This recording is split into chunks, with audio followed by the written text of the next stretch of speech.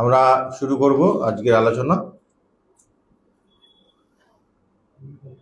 গতদিনে আমরা মায়ের কথাই বলেছিলাম, তাই না? আজকেও আমরা মায়ের কথা আলোচনা করি। মায়ের কথা একটু আলোচনা করি। যে টপিকটা নিয়ে আলোচনা করব সেই টপিকটা হচ্ছে সহধর্মিণী, ঠাকুরের সহধর্মিণী। সহধর্মিণী শব্দটির অর্থ একত্র ধর্মিণী, অর্থাৎ যিনি স্বামীর সঙ্গে একত্রে একাই ধর্মের ব্যাপৃতা, সহধর্মচারিণী। সারদা শ্রী রামকৃষ্ণের সহধর্মিণী। অনেকের বিশ্বাস পূর্ব যুগে ভগবানের অবতার রূপে যারা আবির্ভূত হয়েছিলেন, যেমন শ্রী রামচন্দ্র, শ্রীকৃষ্ণ, বুদ্ধদেব, শ্রী চৈতন্য, শ্রী রামকৃষ্ণ তাদেরই উত্তর প্রকাশ। স্বামী বিবেকানন্দ তাকে বলছেন অবতার বরিষ্ঠ, অবতার বরিষ্ঠ। সহধর্মিণী রূপে রামচন্দ্রের সঙ্গে ছিলেন সীতা দেবী, আমরা সবাই জানি। শ্রীকৃষ্ণের সঙ্গে ছিলেন রুক্মিণী সত্যভামা, বুদ্ধদেবের সাথে ছিলেন যশোধরা, শ্রী চৈতন্য দেবের সঙ্গে ছিলেন বিষ্ণুপ্রিয়া, তেমনি শ্রী রামকৃষ্ণর সঙ্গে ছিলেন শারদ। প্রত্যেকের সাথেই শক্তিটা কিন্তু আসবে, যেমন ভগবানের সাথে আমাদের গুরুমা।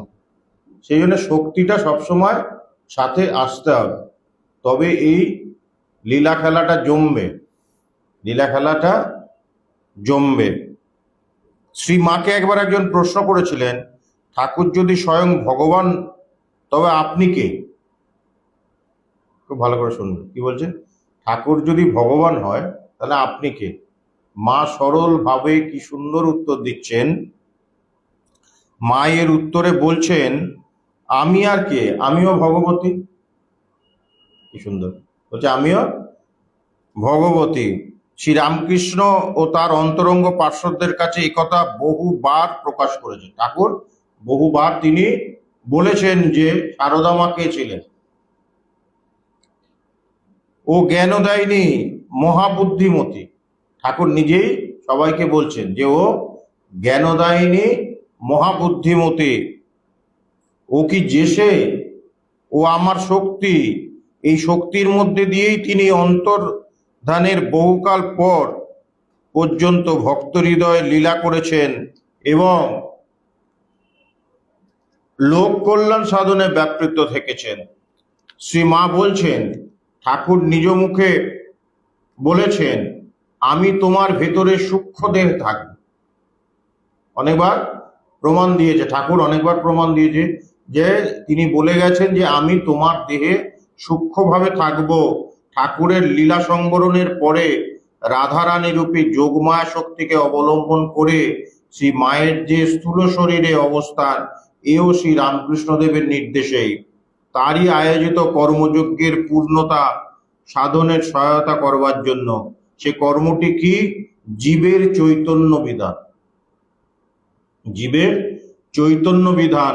এই যৌথ প্রচেষ্টাকে তারা সফল করে তুলেছিলেন নিজেদের জীবনের আচরণ দ্বারা।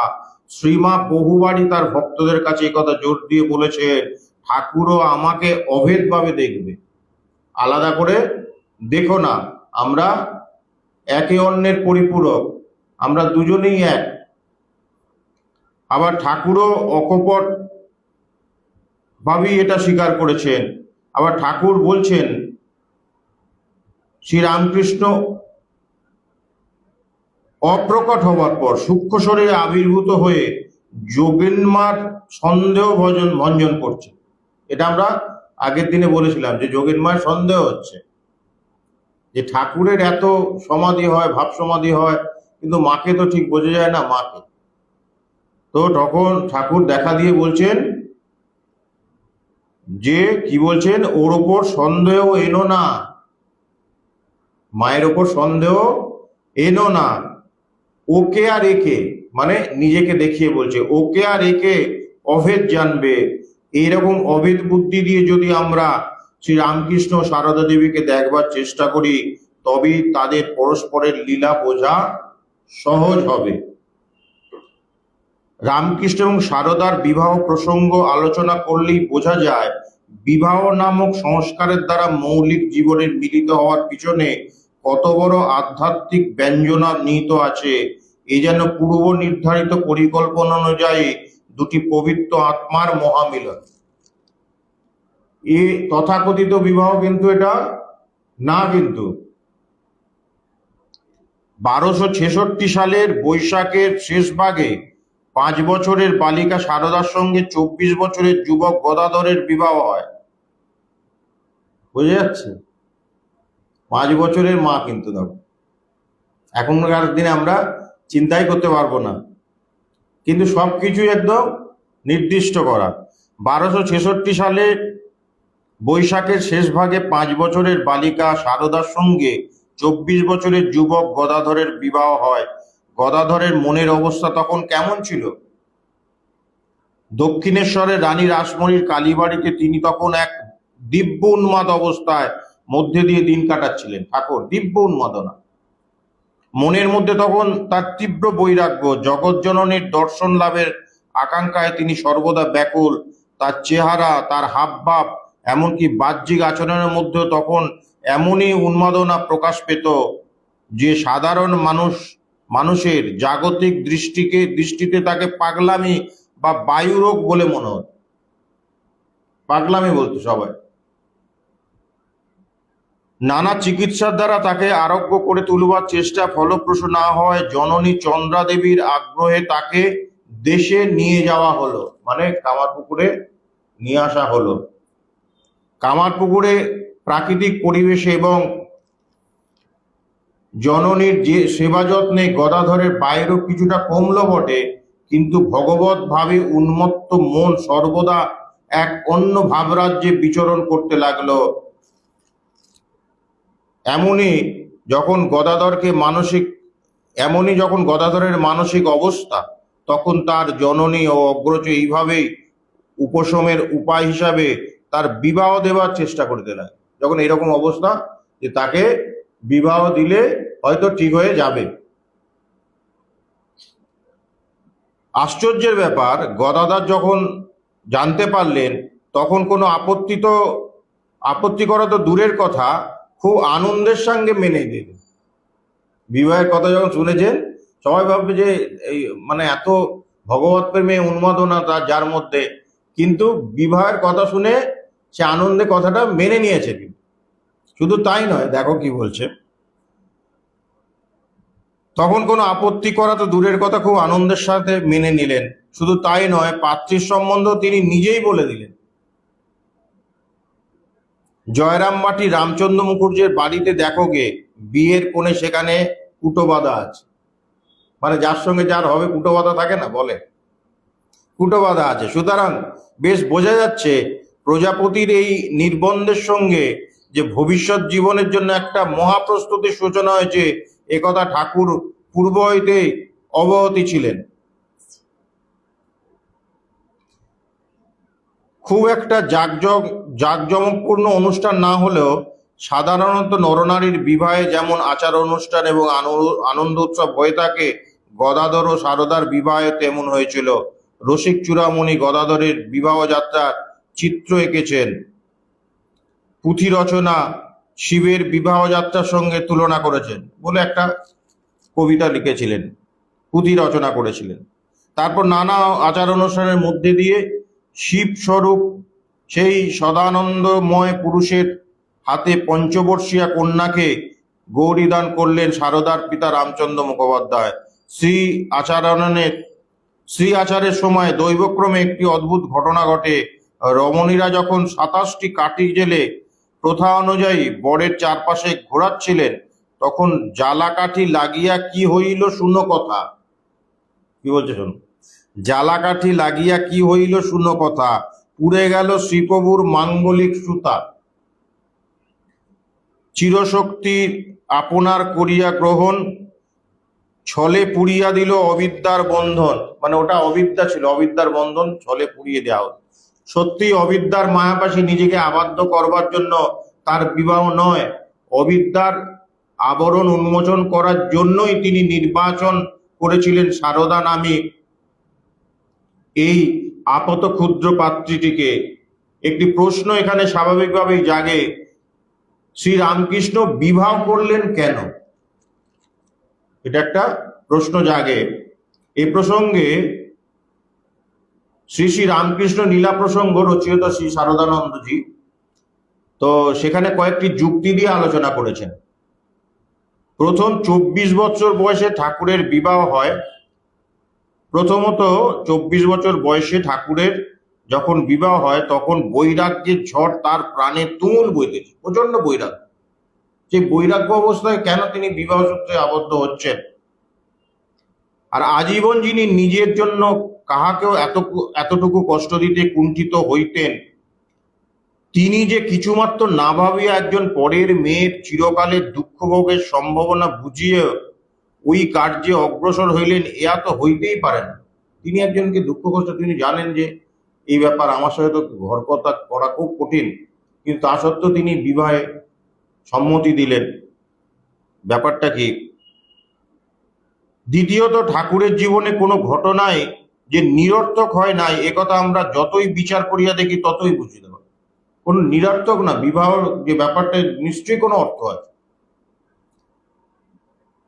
তৃতীয়ত, তিনি ইচ্ছা করিয়া যে বিবাহ করিয়াছিলেন ইহা সুনিশ্চিত, কারণ বিবাহের পাত্রী অনুসন্ধানকালে নিজের ভাগ্নে হৃদয় এবং বাড়ির অন্যান্য সকলকে বলিয়া দেন যে তার বিবাহ জয়রামবাটি নিবাসী শ্রীযুক্ত রামচন্দ্র মুখোপাধ্যায়ের কন্যার সহিত হইবে, ইহা পূর্ব হইতে স্থির হয়ে আছে।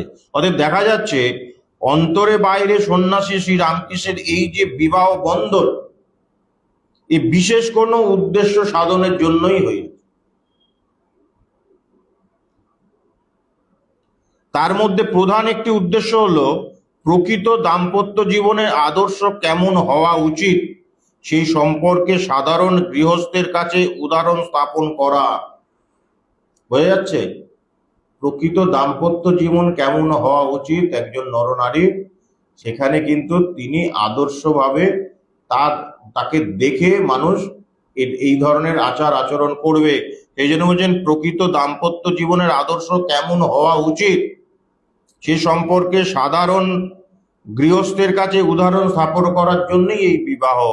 সংসার জীবনে স্বামী স্ত্রীর সম্পর্ক কেমন হবে, পরস্পরের মধ্যে ব্যবহার এবং বোঝাপড়ার দ্বারা জীবনটাকে কতদূর মধুময় করা তোলা সম্ভব, সেগুলো নিজেদের জীবনের অনুষ্ঠান করে তারা দেখিয়ে দিয়ে গেলেন। আপনি আচরি ধর্ম জীবেরে শেখায়। ঠাকুর বলতেন এখানকার যা কিছু করা সে তো তোদের জন্য, মানে ভক্তদের বলছেন, ওরে আমি 16 ট্যাঙ্ক করলে তবে তোরা 1 ট্যাঙ্ক করিস। সেই জন্য নিজের জীবনে তিনি পরিপূর্ণ সংযম সাধন করলেন, কিন্তু গৃহস্থকে উপদেশ দিলেন একটি দুটি সন্তানের জন্মের পর ভাই বোনের মতন থাকতে। সব কিন্তু তিনি বলে বলে যাচ্ছেন না, অদ্ভুত। তিনি কিন্তু কি বললেন? গৃহস্থকে উপদেশ দিলেন একটি দুটি সন্তানের জন্মের পর ভাই বোনের মতন থাকতে, অর্থাৎ জীবন থেকে ভোগ বাসনা একেবারে বর্জন করতে বললেন না, একেবারে ভোগ করলো না এটা কিন্তু বললেন না, কেননা অধিকাংশের পক্ষে তা সম্ভব হতো না। তবে ক্রমশ তার মোড় ফিরিয়ে দিতে বললেন ঈশ্বর বিমুখী। লীলা প্রসঙ্গকার বলছেন এই জন্য ঠাকুর বিবাহিত জীবনের কর্তব্য ঘাড়ে লইয়া মহচ্ছ আদর্শ সকলের চক্ষুর সম্মুখে অনুষ্ঠান করিয়া দেখান, এবং এই আদর্শ স্থাপনের ক্ষেত্রে শ্রী শ্রী মার ভূমিকা অতুলনীয়। মারও ভূমিকা অতুলনীয়।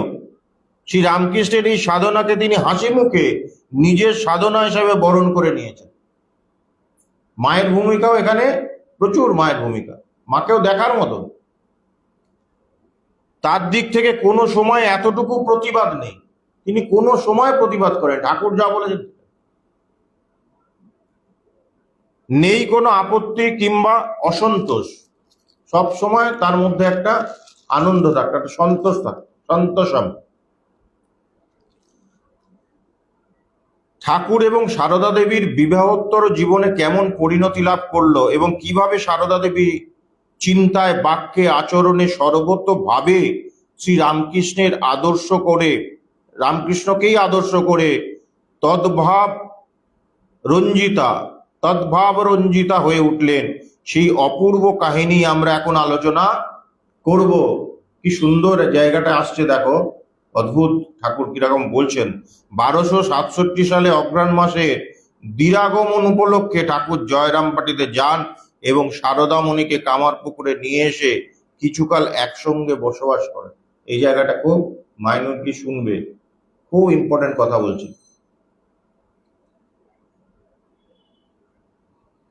শ্রীমা 7 বছরের বালিকা মাত্র, তখন মায়ের 7 বছর বয়স। কিন্তু এই সময় বয়স্কা বধূর মতো তিনি কোথা থেকে জল এনে স্বামীর পা ধুইয়ে পাখার বাতাস করে সকলকে বিস্মৃত করে দিয়েছিলেন। স্বামী নির্বেদানন্দজি বলছেন, প্রাপ্তবয়সে তার দেবতুল্য স্বামীর যে সেবায় সারদা তন্ময় হইয়া নিজেকে ডুবিয়া দিয়েছিলেন, বোধহয় কোনো দৈব প্রেরণায় তিনি একদিন সেই সেবাব্রতের উদ্বোধন করলেন। ওই শুরু হলো, কোথা থেকে জল এনে পা ধুয়ে দিলেন, কিন্তু কেউ তাকে বলেও দেয়নি, কিছুই না। এরপর বেশ কিছুকাল শ্রী রামকৃষ্ণ দক্ষিণেশ্বরের অতিবাহিত করলেন। তখন মা ভবতারিণীর দর্শন লাভের জন্য তীব্র ব্যাকুলতা নিয়ে বিভিন্ন প্রকার সাধনে তিনি লিপ্ত থাকেন এবং আধ্যাত্মিক জগতের বহু প্রকার অনুভূতি লাভ করেন। একটার পর একটা অনুভূতি ঠাকুরের হতে লাগলো। এইভাবে সুদীর্ঘ 7 বছর কেটে যায়। তারপর 1274 সালে ঠাকুর ভৈরবী ব্রাহ্মণীকে এবং হৃদয়রামকে নিয়ে সঙ্গী নিয়ে আবার কামারপুকুরে আসেন। সারদা দেবী সে সময় পিত্তালয়ে ছিলেন, তাকে কামারপুকুরে আনা হলো। তখন বয়স মাত্র 14 বছর। কিভাবে তার প্রত্যেকটা বছর কাটছে তুমি চিন্তা করো। বলা যায় তিনি কিশোরী। এদিকে শ্রী রামকৃষ্ণের তখন আধ্যাত্মিক জীবন একটা নির্দিষ্ট পরিণতির দিকে এগিয়ে চলেছে। অদ্বৈত সাধনার শেষে জগৎজননীর নির্দেশে তিনি এখন ভাবমুখ অবস্থায় অবস্থান করছেন। এমনই সময় সারদা তার সান্নিধ্যে এলেন। দীর্ঘকাল প্রতীক্ষার পর দেবোপম স্বামীর সঙ্গ লাভ করে তিনি ধন্য এবং তার কিশোর হৃদয় আনন্দে কানায় কানায় পূর্ণ। আনন্দে কানায় কানায়, এত বছর পর, 7 বছর পর দেখছে তাকে। পতি তথা গুরুরূপী শ্রী রামকৃষ্ণের মধ্যে তখন এক অপার্থিব করুণা ও প্রেমের প্রবাহমান। লীলা প্রসঙ্গকার বলছেন, পবিত্র বালিকা দেহবুদ্ধি বিরহিত ঠাকুরের দিব্য সঙ্গ এবং নিঃস্বার্থ আদর যত্ন লাভে ওইকালে অনির্বচনীয় আনন্দে উল্লাসিতা হইয়াছিলেন। শ্রীমা নিজ মুখে বলছেন, হৃদয়ের মধ্যে আনন্দের পূর্ণ ঘর স্থাপিত রয়েছে। হৃদয়ের মধ্যে মানে হৃদয়ের মধ্যে আনন্দের পূর্ণগড় স্থাপিত রয়েছে। এই সময় থেকে সর্বদা এমন মনে হতো সেই ধীর স্থির দিব্য উল্লাসে অন্তর কতখানি যে পূর্ণ হয়ে থাকতো তা বলে বোঝাবার নয়। আদর্শ গুরু শ্রী রামকৃষ্ণ সারদা দেবীকে তার ভবিষ্যৎ ভূমিকার জন্য ধীরে ধীরে প্রস্তুত করতে লাগলেন। তিনি মাকেও প্রস্তুত করতে লাগলেন ধীরে ধীরে। ঠাকুর কত রকম ভাবে শিক্ষা দিতেন সে সম্বন্ধে সারদা দেবী বলছেন, প্রদীপের সলতিটি কিভাবে রাখতে হয়, বাড়ির প্রত্যেককে কে কেমন লোক, কার সঙ্গে কেমন ব্যবহার করতে হয় ইত্যাদি প্রত্যেকটা বিষয় তিনি শেখাতেন। কত কি দেখার আছে, জানার আছে বলো। হ্যাঁ, ঠাকুর কিন্তু সব শেখাচ্ছেন এখন। কিভাবে প্রদীপের সলতেটুকু, হ্যাঁ সলতেটুকু কিভাবে পাকাতে হয় সেগুলো সব বলে দিচ্ছে ঠাকুর। সংসারে কার সাথে কিভাবে ব্যবহার করবে সেটাও ঠাকুর বলে দিচ্ছে। খুঁটিনাটি কথা সব বলে দিতেন। তারপরে কি করতেন, ভজন কীর্তন ধ্যান সমাধি ব্রহ্মজ্ঞানের কথা পর্যন্ত সকল বিষয় তিনি আমাকে শেখাতেন। অত ছোট বয়সে কিন্তু সবকিছু, হ্যাঁ মাকে শেখাচ্ছেন কিন্তু ঠাকুর। শুধু যে সংসারের কাজকর্ম তা না, কিন্তু তিনি কিভাবে ভজন কীর্তন ধ্যান সমাধি ব্রহ্মজ্ঞানের কথাও তিনি শেখাচ্ছেন। কামারপুকুরে কয়েক মাস কাটিয়ে ঠাকুর আবার দক্ষিণেশ্বরে ফিরে গেলেন এবং নিজস্ব সাধন ভজন ধ্যান সমাধি লোকসঙ্গের কাজের মধ্যে আত্মনিয়োগ করলেন। এদিকে সারদা দেবী স্বামীর সঙ্গে পূর্ণ মিলনের প্রতীক্ষায় দিন কাটতে লাগলো। মনে মনে আশা, নিশ্চয়ই ঠাকুর কোনো না কোনোদিন তাকে নিজের কাছে ডেকে নেবেন। সুদীর্ঘ 4 বছরের এই প্রতীক্ষা, 4 বছর কেটে গেছে, ঠাকুরের সাথে আবার দেখা নেই। আর কিন্তু মা ভাবছে যে ঠাকুর আমাকে ডেকে পাঠাবে। প্রতীক্ষা নয়, যেন তপস্যা। এ যেন 4 বছরের প্রতীক্ষা নয়, যেন তপস্যা করছেন মা।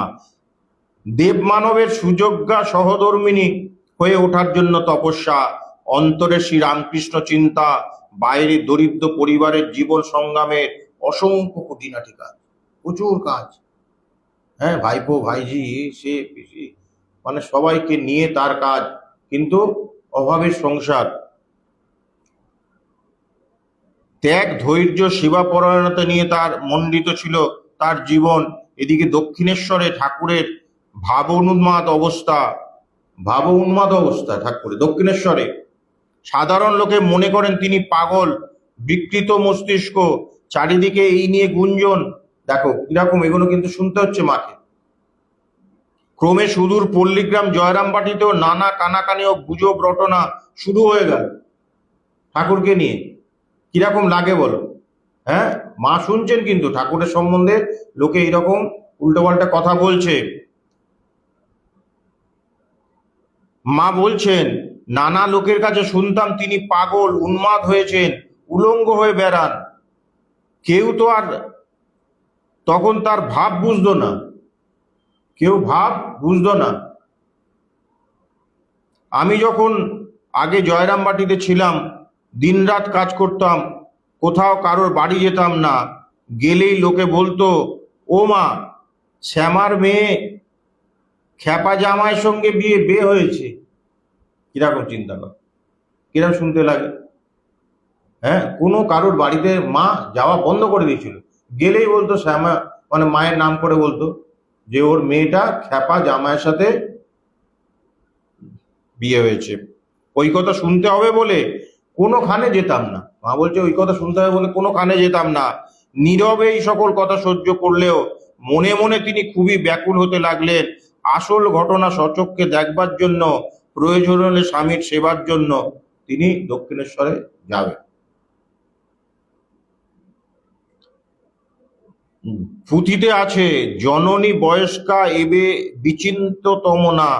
বিচিন্তিতমনা, মনে মনে আপনার করেন ভাবনা। আগে তারে দেখিয়াছি মনের মতন, সত্য কি এখন তিনি নাহিক তেমন? যদ্যপি তাহাই হয় ইচ্ছায় ধাতার, এখানে বসতি নয় কর্তব্য আমার। এখানে থাকলে হবে না, ওখানে যেতে হবে। আগে যে দেখেছিলাম সেটা কি এখন নেই? এইগুলো সব পুঁথিতে লেখা আছে। বহু প্রতিকূলতা অতিক্রম করে শ্রীমা দক্ষিণেশ্বরে উপস্থিত হলেন। এতদিন বাদে তিনি দক্ষিণেশ্বরে গেলেন, 4 বছর বাদে। এই যাত্রাপথে তার জ্বর হইয়াছিল এবং ভবতারিণীর দিব্য দর্শন লাভ করেছিল। মা দিব্য দর্শন করেছিল মায়ের। সেসব কাহিনী সকলের জানা আছে। আশা নিরাশায় কম্পিত হৃদয়ে শ্রীমা উপস্থিত হলেন স্বামীর কাছে। তখন শ্রী রামকৃষ্ণের সে কি প্রেমপূর্ণ অভ্যর্থনা! দেখে কিরকম অভ্যর্থনা দিচ্ছেন, তুমি এসেছো। কি দেখো কি সুন্দর ভাবে বলছে, তুমি এসেছো, বেশ করেছো। এখন কি আর আমার সেজবাবু আছে? মানে মথুরবাবু কথা বলছে, মথুরবাবু তখন নেই। এখন কি আমার সেজবাবু আছে তোমার যত্ন করবে? তিনিও যেন এতদিন এই আগমনের প্রতীক্ষায় চেয়ে বসেছিলেন। ঠাকুরও যেন ভাবতেন যে মা কবে আসবে, আর মাও ভাবতেন ঠাকুর কবে আমাকে ডাকবে। এই সময় থেকে ঠাকুরের অন্তর্লীলা প্রায় অধিকাংশ সময় শ্রীমা স্বামীর সঙ্গে সঙ্গে থেকেছেন। একদম মানে ঠাকুরের দেহ যাবার পর্যন্ত ঠাকুরের সাথে সাথে তিনি থেকেছেন এবং অতন্দ প্রহরীর মতন ঠাকুরের দেবতনুর পরিচর্যা রক্ষণাবেক্ষণ করেছেন। এখানে যে দাম্পত্য লীলার কাহিনী আমরা শুনতে পাই তাকে এক কথায় বলা হয় স্বর্গীয় দাম্পত্য জীবন। যুবতী স্ত্রীকে পাশে নিদ্রিতা অবস্থায় লক্ষ্য করে ঠাকুর আত্মবিচার করছেন। কি অপূর্ব কাহিনী, দেখো ভালো করে শুনবে। যুবতী স্ত্রীকে পাশে নিদ্রিতা অবস্থায় লক্ষ্য করে ঠাকুর আত্মবিচার করছেন। মন, এরই নাম স্ত্রী শরীর। ভালো করে শুনবে জায়গাটা কি বলছে। মন, এরই নাম স্ত্রী শরীর, লোকে একে পরম উপাদেয় ভোগ্য বস্তু বলে জানে। ভোগ করবার জন্য সর্বক্ষণ লালায়িত হয়। শুনছো? দেখো কিভাবে ঠাকুর বিচার করছে, এটা বলে আত্মবিচার। কি বলছে? এরই নাম স্ত্রী শরীর,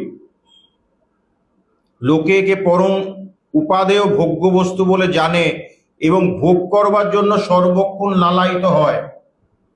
কিন্তু একে গ্রহণ করলে দেহেই আবদ্ধ থাকতে হয়। একে তুমি যদি গ্রহণ করো তাহলে দেহেই আবদ্ধ থাকতে হয়। সচ্চিদানন্দ ঘন ঈশ্বরকে লাভ করা যায় না। কিভাবে বিচার চলছে চিন্তা করো ওই অবস্থায়।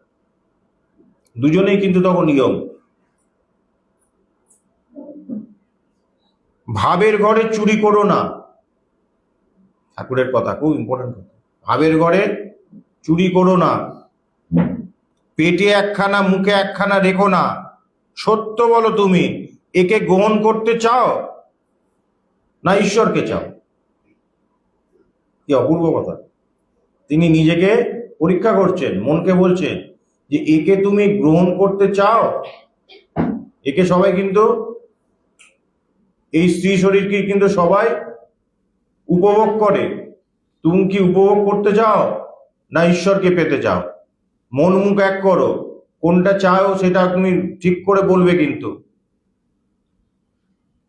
যদি একে চাও তো এই তোমার সম্মুখে রয়েছে, গ্রহণ করো। যদি একে চাও, এই তোমার সম্মুখে রয়েছে, তুমি গ্রহণ করো।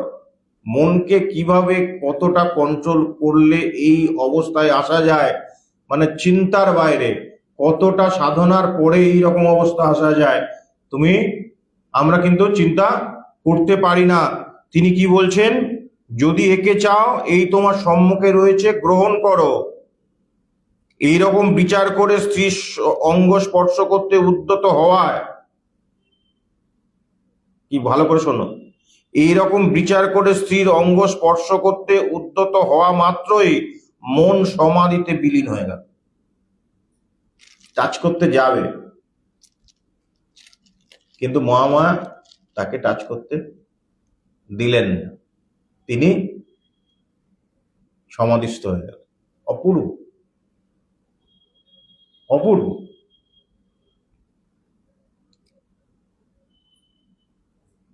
তিনি সমাধিতে বিলীন হয়ে গেলেন। সেই রাত্রে আর বাহ্য চেতনা এলো না। চিন্তা করে দেখো, সেই রাত্রে আর বাহ্য চেতনা এলো না। এই সময়কাল ঠাকুরের ভাব সম্বন্ধে মা বলেছেন, সে যে কি অপূর্ব দিব্য ভাবে থাকতেন তা বলে বোঝাবার না। কখন ভাবের ঘোরে কত কি কথা, কখনো হাসি, কখনো কান্না, কখনো একেবারে সমাধিতে স্থির হয়ে যাওয়া, এই রকম সমস্ত রাত সে কি এক আবির্ভাব আবেশ। দেখে ভয়ে আমি সর্বশরীর কাঁপতো, আমার ভয় পেয়ে যেতাম। আর ভাবতাম কখন রাতটা পোয়াবে, কখন রাতটা পোয়াবে। ভাব সমাধির কথা তখন তো কিছুই বুঝি না। লীলা প্রসঙ্গকার মন্তব্য করছেন, পূর্ণ যৌবন ঠাকুর এবং পূর্ণ যৌবন সম্পন্না শ্রী মাতা ঠাকুরানীর এই কালের দিব্য লীলাবিলাস সম্বন্ধে যে সকল কথা আমরা ঠাকুরের নিকট শ্রবণ করিয়াছি, তাহা জগতের আধ্যাত্মিক ইতিহাসে অপর কোনো মহাপুরুষের সম্বন্ধে শ্রবণ করা যায় না। দিনের পর দিন, মাসের পর মাস অতীত হইয়া ক্রমে বাৎসরিক কাল অতীত হইল, কিন্তু এই অদ্ভুত ঠাকুর আর ঠাকুরানীর সংযমের বাঁধ ভঙ্গ হইল না। এই দিব্য লীলা বিলাসে ঠাকুরেরও যা ভূমিকা, শ্রী মায়েরও তাই। দুজন দুজনকে কি সুন্দরভাবে কন্ট্রোল করে চলছেন। যেমন স্বামী ঈশ্বর পরায়ণ, তেমনি স্ত্রীও ঈশ্বর পরায়ণা, না হলে এটা সম্ভব হতো না। ঠাকুর এটা নিজে মুখেই স্বীকার করেছেন। ও যদি এত ভালো না হতো, আগের দিনে মায়ের কথা বলতে বলতে এই কথাটা এসেছিল। ও যদি এত ভালো না হতো, আত্মহারা হয়ে তখন আমাকে আক্রমণ করত, তাহলে সংযমের বাঁধ ভেঙে দেহ বুদ্ধি আসতো কিনা কে বলতে পারে। দক্ষিণেশ্বরেই ঠাকুর একদিন শ্রীমাকে জিজ্ঞাসা করেছিলেন, সম্ভবত পরীক্ষা করবার জন্য, তুমি কি আমার সংসার পথে টেনে নিতে এসেছো? উপযুক্তা সহধর্মীর মতন তিনি তৎক্ষণাৎ উত্তর দিয়েছিলেন। কি উত্তর দিয়েছিলেন? মা বলছেন, তোমার ইষ্টপথেই সাহায্য করতে এসেছি। এই জন্য সাহায্যকারী শক্তি হিসেবে মা এসেছিলেন। কি বলছেন? তোমার ইষ্টপথে সাহায্য করবার জন্য আমি এসেছি তোমার কাছে। এই প্রতিশ্রুতি শ্রী শ্রী মা সর্বদা অক্ষরে অক্ষরে পালন করেছেন। যুগাবতার এবং সহধর্মিনীর এই কর্তব্যকথন আমাদের প্রাচীন ভারতবর্ষের আর এক আদর্শ দম্পতির কথা মনে করিয়ে দেয়, যাজ্ঞবল্ক্য মৈত্রীর কথা। আমরা জানি যাজ্ঞবল্ক্য মৈত্রীর কথা, আমরা সবাই জানি। মৈত্রীকেও বলেছিল যে এই সংসারে তোমাকে সবকিছু দিয়ে আমি তো চলে যাব। বলছে এইসব দিয়ে চলে আপনি যাবেন, কিন্তু এইসব দিয়ে কি আত্মতত্ত্ব পাওয়া যাবে, ঈশ্বরকে পাওয়া যাবে? বলছে না, তা পাওয়া যাবে, কিন্তু সব তুমি ভোগ করবে করবে, এত সম্পত্তি, রাজকীয় ভাবে থাকবে। বলছে না না, আমি এসব কিছু চাই, আমি আত্মতত্ত্ব জানতে চাই, ঈশ্বরকে চাই। যুগধর্ম সংবহনের মাধ্যম হিসাবে শ্রী রামকৃষ্ণ নির্বাচন করেছিলেন দুটি শ্রেষ্ঠ আধারকে। একজন হলেন সারদা রূপী তার সহধর্মিণী, অন্যজন হলেন নরেন্দ্র রূপী তার দিব্য সন্তান। একজনের মধ্যে দিয়ে প্রচার করলেন মাতৃভাব, আর একজনের মধ্যে দিয়ে বেদান্তের অমৃত বার্তা। তাই দেখি শ্রী রামকৃষ্ণ ধর্মে কর্মে আচারে ব্যবহারে সারদা দেবীকে একদিন যেমন আদর্শ নারী রূপে, অন্যদিকে অবতারের যোগ্য সহধর্মিণী রূপে গড়ে তোলার জন্য সর্বদা তৎপর। অষ্টাদশী ভার্যাকে ঠাকুর তার স্বভাব সুলভ মধুর ভাষায় কত শিক্ষাই না দিতেন, আর শ্রীমাও ছিলেন সেসবের উপযুক্ত গ্রহিত্রী, আশ্চর্য বক্তা, কুশলস্য লব্ধা।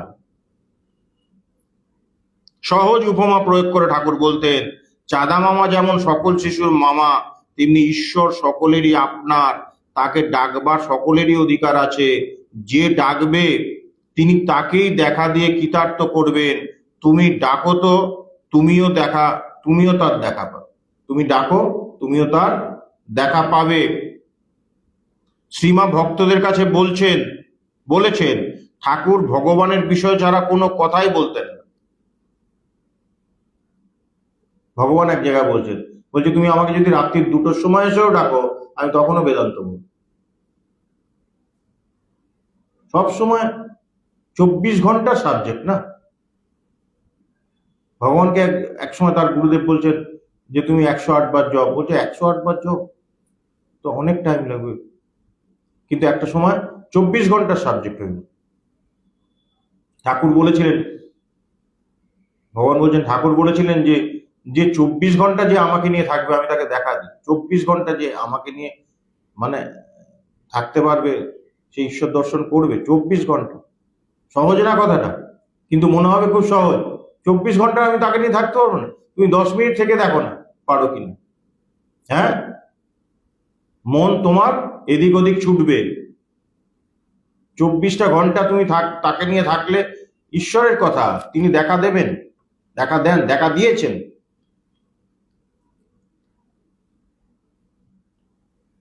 ঠাকুর ভগবানের বিষয় ছাড়া কোনো কথাই বলতেন না। আমাকে বলতেন, দেখছো তো মানুষের দেহ কি, এই আছে এই নেই, আবার সংসারে এসে কত দুঃখ কত জ্বালা। এক ভগবানই নিত্য সত্য, তাকে ডাকতে পারলেই ভালো, দেহ ধরলেই নানা উপসর্গ। তাই না? তুমি দেখো কার কোমরে ব্যথা, কার পায়ে ব্যথা, হ্যাঁ, কার মাথার ব্যথা, কার সারা শরীর ব্যথা ব্যথা ব্যথা ব্যথা। হ্যাঁ, তারপরে সুগার, প্রেশার, থাইরয়েড, এইসব তো আছে, কমন নেই, এগুলো আছে। সেই জন্য বলছেন যে দেহ ধরলেই নানা উপসর্গ। দক্ষিণেশ্বরে প্রায় 1 বছর কাল স্ত্রীকে নিজের ঘরে নিজের পাশে রেখে পরস্পরের মনকে পুঙ্খানুপুঙ্খভাবে যাচাই করে শ্রীরামকৃষ্ণ যখন নিশ্চিতভাবে জেনে নিলেন সেখানে কোনো ভাবের ঘরে চুরি নেই, তখনই তিনি সারদা দেবীকে সাক্ষাৎ জগৎজননী দেবীর আসনে বসিয়ে বিবিধ উপচারে ষোড়শী পূজা করলেন এবং সারা জীবন সাধনার ফল ও জপের মালা সেই দেবীর পাদপদ্মে সমর্পণ করলেন 1280 সালে ফলহারিণী কালী পুজোর দিনে। কয়েকদিন আগেই গেছে। মাকে পুজো করছে। কখন পুজো করছে? মাকে কখন পুজো করছেন ভালো করে শোনো, বলে দিলেন ঠাকুর। কিন্তু দক্ষিণেশ্বরে প্রায় 1 বছরকাল স্ত্রীকে নিজের ঘরে নিজের পাশে রেখে পরস্পরের মনকে পুঙ্খানুপুঙ্খভাবে যাচাই করে শ্রীরামকৃষ্ণ যখন নিশ্চিতভাবে জেনে নিলেন সেখানে কোনো ভাবের ঘরে চুরি নেই। কিছুক্ষণ আগে বললো না যে মন, তোর ভাবের ঘরে চুরি আছে কি দেখ, স্ত্রী পাশে শুয়ে আছে, তুই কি চাস? এই শরীরটাকে ভোগ করতে চাস না ভগবানকে চাস? কিন্তু যেই তিনি সেই শরীরে স্পর্শ করতে যাবে তিনি সমাধিস্থ হয়ে গেল। সমাধি আর সেই রাত্রে ভাঙলো না। সেই জন্য বলছেন পুঙ্খানুপুঙ্খভাবে মনকে যাচাই করে ঠাকুর যখন নিশ্চিতভাবে জেনে নিলেন সেখানে কোনো ভাবের ঘরে চুরি নেই, তখন তিনি সারদা দেবীকে সাক্ষাৎ জগৎজননী জ্ঞানে দেবী আসনে বসে বিবিধ উপচারে ষোড়শী পূজা করলেন এবং সারা জীবন সাধনার ফল ও জপের মালা সেই দেবীর পাদপদ্মে সমর্পণ করলেন। 1280 সালের ফলহারিণী কালী পুজোর দিনে মায়ের বয়স তখন 18 বছর। এই পূজা হয়। স্বামী শারদানন্দ পূজা এবং পুজোকে সে সময়ের অপরূপ ভাব তন্ময়তার বর্ণনা দিয়েছেন। লীলা প্রসঙ্গে বাহ্য জ্ঞান তিরোহিতা হইয়া শ্রী শ্রী মা সমাধিস্থ হইলেন। চিন্তা কর। এই জন্য বলছি না, এই বইটার মধ্যে এত কিছু আছে না, অপূর্ব। তিনি কি বলছেন, যখন ওই পুজো হচ্ছে তখন বাহ্য জ্ঞান তিরোহিতা হইয়া শ্রীশ্রীমা সমাধিস্থ হইলেন। ঠাকুরও অর্ধবাহ্য দশায় মন্ত্রোচ্চারণ করিতে করিতে সম্পূর্ণ সমাধি মগ্ন হইল। দুজনেই সমাধিস্থ হয়ে গেল। জগৎজননীকে পুজো করছে না, ঠিক পুজো হচ্ছে একদম সমাধিস্থ, দুজনই সমাধিস্থ পূজক সমাধিস্থা দেবীর সহিত আত্মস্বরূপে পূর্ণভাবে মিলিত একীভূত হইলেন। কি সুন্দর লাইনটা, ভালো করে শোনো, আরেকবার পড়ি। দেখো, সমাধিস্থ পূজক মানে যিনি পুজো করছেন, সমাধিস্থ পূজক সমাধিস্থা দেবী সমাধিস্থ হয়েছেন, সহিত আত্মস্বরূপে পূর্ণভাবে মিলিত হন এবং একীভূত হলেন। কতক্ষণ কাটিয়া গেল, নিশার দ্বিতীয় প্রহর বহুক্ষণ অতীত হইল। আত্মারাম ঠাকুরের এইবার বাহ্য সংজ্ঞার কিছু লক্ষণ দেখা গেল। পূর্বের ন্যায় অর্ধবাহ্য দশা প্রাপ্ত হইয়া তিনি এখন দেবীকে আত্মনিবেদন করলেন। অনন্তর আপনার সহিত সাধনার ফল ও জপের মালা প্রভৃতি সর্বস্ব শ্রী শ্রী দেবীর পাদপদ্মে চিরকালের নিমিত্ত বিসর্জন পূর্বক মন্ত্রোচ্চারণ করিতে করিতে তাকে মানে শ্রীমাকে প্রণাম করলেন। অপূর্ব। হ্যাঁ, তিনি কি বললেন, অনন্তন আপনার সহিত সাধনার ফল এবং জপের মালা প্রভৃতি সর্বস্ব শ্রী শ্রী দেবীর পাদপদ্মে চিরকালের নিমিত্ত বিসর্জন পূর্বক মন্ত্রোচ্চারণ করিতে করিতে তাহাকে প্রণাম করিলেন, মানে শ্রীমাকে প্রণাম করিলেন। হে সর্বমঙ্গলে মঙ্গল স্বরূপে, হে সর্বকর্ম নিষ্পন্ন কারিণী, হে শরণদায়িনী, ত্রিনয়নে শিব গৃহিণী গৌরী, হে নারায়ণী, তোমাকে প্রণাম, তোমাকে প্রণাম, তোমাকে প্রণাম। পূজা শেষ হলো। মূর্তিমতী বিদ্যারূপিণী মানবীর দেহাবলম্বনের ঈশ্বরীয় উপাসনাপূর্বক ঠাকুরের সাধনার পরিসমাপ্তি হল। তার দেব মানবত্ব সর্বত্রভাবে সম্পূর্ণতা লাভ করল। উপযুক্ত আধার না হলে কারোর পক্ষেই পূজা গ্রহণ করা সম্ভব হতো না। আধ্যাত্মিক শক্তির পরিমাপেও ঠাকুরের যোগ্য সহধর্মিণী ছিলেন বলেই তার এই পূজা শ্রীমা নির্বিকার চিত্রে গ্রহণ করতে পেরেছিলেন। পুঁথি রচিয়তা তাই বলছেন, মা না হলে মহাশক্তি কার হেন গায়ে শক্তি। কি বলছে দেখো, মা না হলে মহাশক্তি কার হেন গায়ে শক্তি, লইবেন শ্রী প্রভুর পূজা। বলছে মা না হলে কার এমন শক্তি আছে যে প্রভুর পূজা গ্রহণ করবে। এই জন্য কি বলছেন, মা না হলে মহাশক্তি কার হেন গায়ে শক্তি, লইবেন শ্রী প্রভুর পূজা। প্রভু যে পরমেশ্বর, প্রভু যে পরমেশ্বর, ব্রহ্মা বিষ্ণু মহেশ্বর, সর্বেশ্বর, সকলের রাজা। সেই সকলের রাজা মাকে পূজা করছে। তাহলে মা মহাশক্তি না হলে এই পূজা গ্রহণ করতে কি পারে? পারে না। তাই তো শ্রীমা যোগীন্দ্র পূজ্যা যোগীশ্রেষ্ঠ এই শক্তিময়ীকে স্বয়ং দেবী জ্ঞানে পুজো করে যুগধর্ম পাত্রী রূপে উদ্বোধিত করেছিলেন। এই ষোড়শী পূজার মাধ্যমে শ্রী রামকৃষ্ণের অভূতপূর্ব সাধনার যে শুধু পূর্ণ হলো তাই নয়, সূচনা হলো আরেকটি অধ্যায়ের, যে অধ্যায়ের যুগাবতারের জীবন ব্রতে সহধর্মিনী রূপে সক্রিয় ভূমিকা নেবেন শ্রী শ্রী মা। ব্রহ্মবান্ধব উপাধ্যায় বলেছেন, ষোড়শী পূজার পর রামকৃষ্ণচন্দ্রের ষোড়শকালী চন্দ্রিকা ফুটিয়া ওঠে। ওই শোভা ইতিহাসে অতি দুর্লভ। অনেক অনেক সাধু মহাজন সহধর্মিনী ত্যাগ করিয়াছিলেন বটে, কিন্তু রামকৃষ্ণের ত্যাগ নয়, অঙ্গীকারের পরাকাষ্ঠা। বলছে এটা ত্যাগ নয়, অঙ্গীকারের পরাকাষ্ঠা। চন্দ্রমা ছাড়া যেমন চন্দ্রিকা থাকতে পারে না, তেমনি মা লক্ষ্মী আমাদের সেই ষোড়শী পূজার দিন হইতে রামকৃষ্ণ শশীকে বেষ্টন করিয়া চন্দ্রমণ্ডলিকায় ন্যায় বিরাজ করিতে লাগিলেন। মা সবসময় তাকে ঘিরে থাকতেন।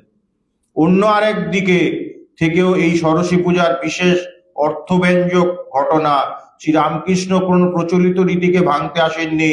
ভারতের সনাতন ভাবধারা এবং ধর্মচেতনার নবমূল্যায়ন করতেই তার এবারের আগমন। এই পূজার দ্বারা ভারতের তথা বিশ্বের নারী জাতিকে তিনি শ্রেষ্ঠ সম্মান দান করে গেলেন। তাহলে প্রতিটা মুহূর্তে ঠাকুর মার কাছে কি শেখা, তিনি কি করে গেলেন? বলছে এই পূজার দ্বারা ভারতের তথা বিশ্বের নারী জাতিকে তিনি শ্রেষ্ঠ সম্মান দান করে গেলেন। সেই জন্য বলছেন, নারী জাতির সমাদর সম্বন্ধে মনু সংহিতায় বলা হয়েছে, যত্র নার্যস্তু পূজ্যন্তে রমন্তে তত্র দেবতা, যত্রই তস্ত না পূজ্যন্তে সর্বস্তত্রাফলাৎ ক্রিয়া। যেখানে নারীরা পূজিত অর্থাৎ সমাদৃত হন, ভালো করে শুনবে, যেখানে নারীরা পূজিত অর্থাৎ সমাদৃত হন সেখানে দেবতারা আনন্দে বিহার করে। যেখানে এরা পূজিত হন না সেখানে সমস্ত ক্রিয়াই নিষ্ফল। এই পূজার সম্মান দিয়ে শ্রী রামকৃষ্ণ সারদা দেবীর মধ্যে সুপ্ত দেবী সত্তার উদ্বোধন করলেন। সঙ্গে সঙ্গে সংসারী মানুষকে বুঝিয়ে দিলেন প্রকৃত সহধর্মিনী কি বস্তু, পুরুষের জীবনে তার স্থান কত উচ্চে, তিনি নিজ জীবনে স্ত্রীর প্রতি ব্যবহারে এই মর্যাদা রক্ষা সম্বন্ধে কতদূর সচেতন ছিলেন। মায়ের কথা থেকেই তা বোঝা যায়। আহা, তিনি আমার সঙ্গে কি ব্যবহারই করতেন, একদিনও মনে ব্যথা পাওয়ার মতন কিছু বলেননি, একটা দিনও মনে ব্যথা পাওয়ার মতন কিছু বলেন। মা ঠাকুরের সম্বন্ধে বলছেন, কখনো ফুলটা দিয়ে পর্যন্ত আঘাত করেন, কখনো ফুল দিয়ে পর্যন্ত মাকে আঘাত করেননি, কখনো আমাকে তুমি ছাড়া তুই বলেননি, কিসে ভালো থাকবো তাই করেছেন প্রতিদিন।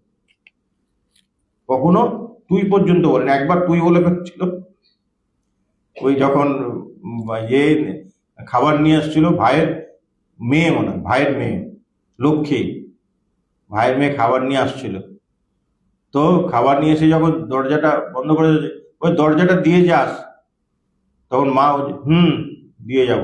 যেই মায়ের গলা শুনেছে, আরে তুমি, আহা আমি কি বলে ফেললাম, আমি বড় খারাপ কথা বলে ফেললাম, মানে দরজা দিয়ে যাস বলেছে। পরের দিন পর্যন্ত মায়ের কাছে গেছে, নববধের ওখানে গিয়ে বলছে, আর তুমি কিছু মনে করো না তো, আমি কালকে এরকম বলবে। কি বলেছে? শুধু দরজাটা দিয়ে যাস, তুই করে বলেছে। মা বলছে, কখনো আমাকে তুমি ছাড়া তুই বলেননি, কিসে ভালো থাকবো তাই করেছে। শাস্ত্র বলেন পতি পরম গুরু, এই শাস্ত্র বাক্যে শ্রী মায়ের জীবনে বর্ণে বর্ণে সত্য হয়ে উঠেছিল। এমনই এক পুরুষকে তিনি প্রতীত্বে বরণ করে নিয়েছিলেন, যিনি ছিলেন একেবারে গুরু, একেবারে ইষ্ট, একেবারে স্বামী, ইহকাল পরকাল সবকিছু। মা বলছেন উনি মানে ঠাকুরই সব, উনি প্রকৃতি, উনি পুরুষ, ও ঠাকুর হতেই সব হবে, ও হতেই সব হবে। একজন ত্যাগী ভক্ত মাকে প্রশ্ন করেছেন, এই যে ঠাকুরকে সকলে পূর্ণ ব্রহ্ম সনাতন বলে, তুমি কি বলো? এ কথার উত্তরে মা দৃঢ়ভাবে বলেছেন, হ্যাঁ তিনি আমার পূর্ণ ব্রহ্ম সনাতন। আমার এই কথাটা বলার জন্য আবার ব্যাখ্যা করে বলছেন, হ্যাঁ তিনি পূর্ণ ব্রহ্ম সনাতন, স্বামী ভাবেও এমনি ভাবেও পরম গুরুর মতন তিনি পত্নীকে জীবনে সকল ক্ষেত্রে পথ নির্দেশ করেছেন। এই যে মূল মন্ত্রটি দান করেছেন, সেটি হলো প্রেম ও ভালোবাসার মন্ত্র, প্রেম ও ভালোবাসার মন্ত্র। শ্রী মায়ের অন্তর্বাহির ছিল রামকৃষ্ণ ভাবানুরাগে রঞ্জিত, তদাকারিত ঠাকুরের ইচ্ছা শক্তি, ক্রিয়া শক্তি, জ্ঞান শক্তি সবকিছুই প্রতিফলন দেখা যায় মায়ের মনের মুকুরে।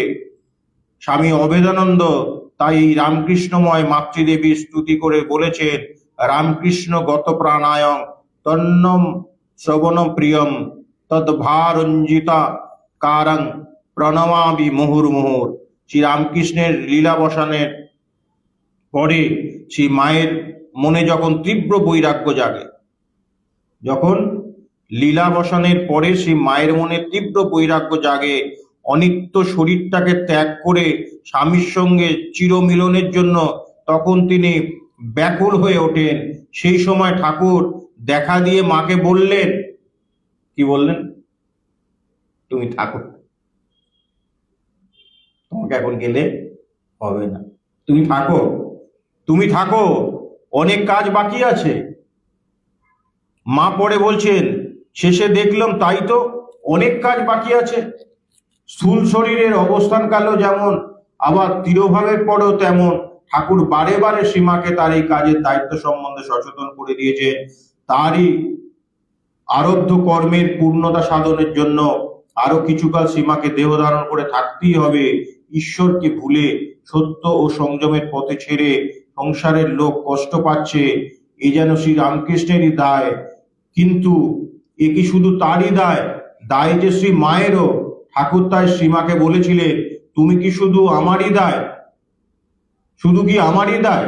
এই যে সবাইকে যে ঠিক করে কি আমারই দায়? তোমারও দায়।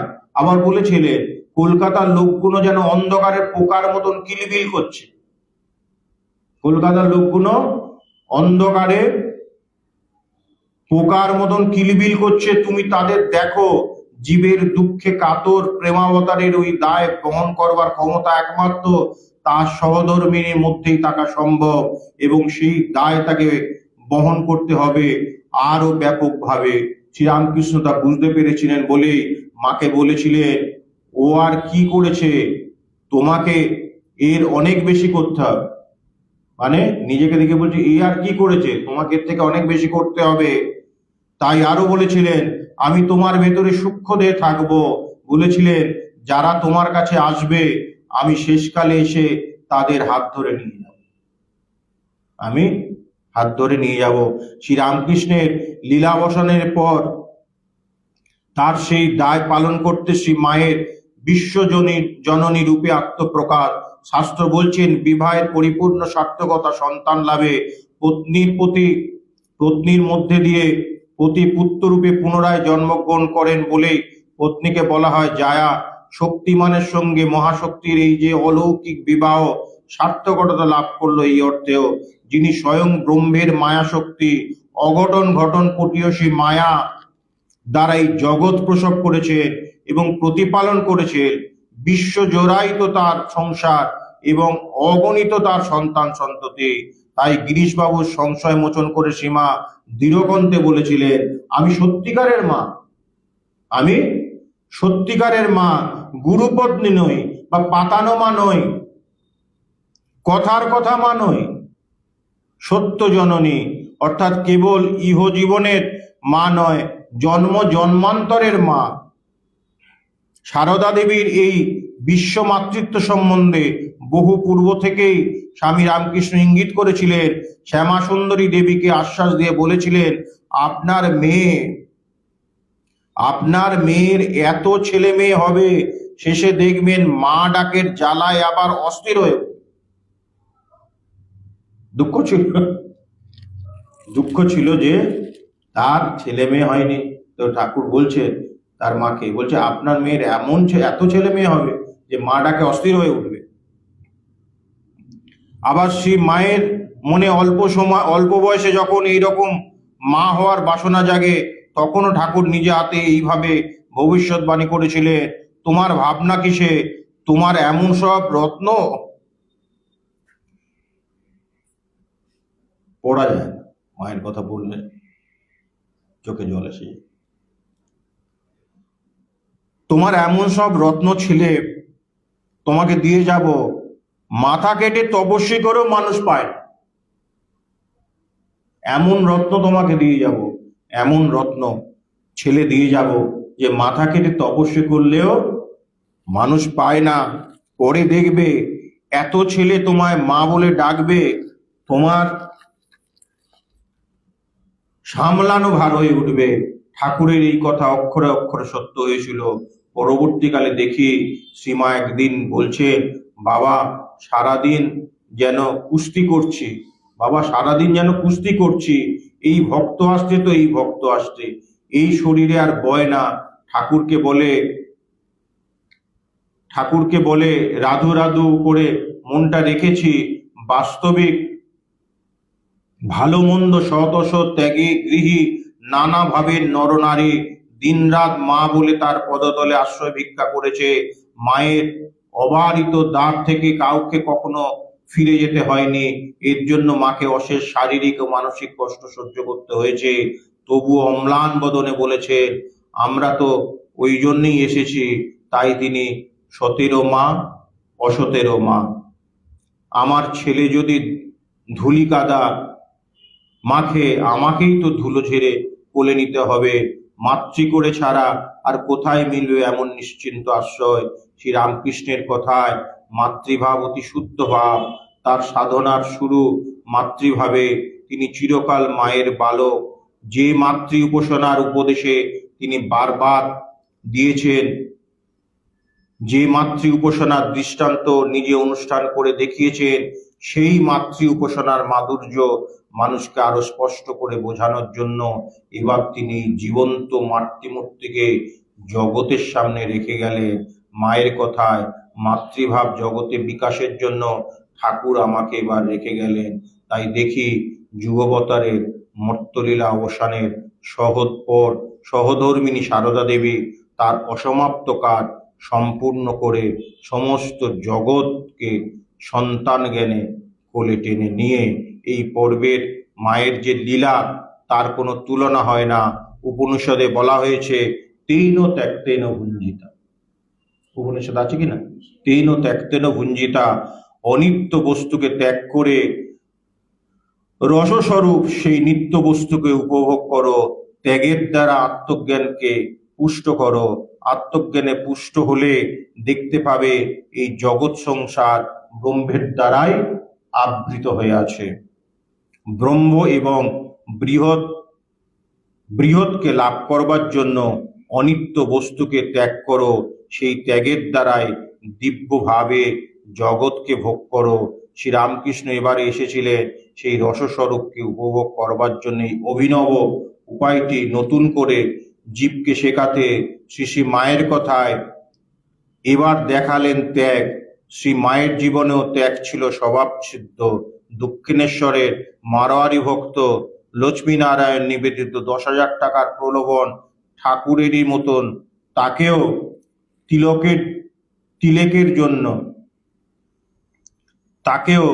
তিলেকের জন্য বিচলিত করতে পারেনি।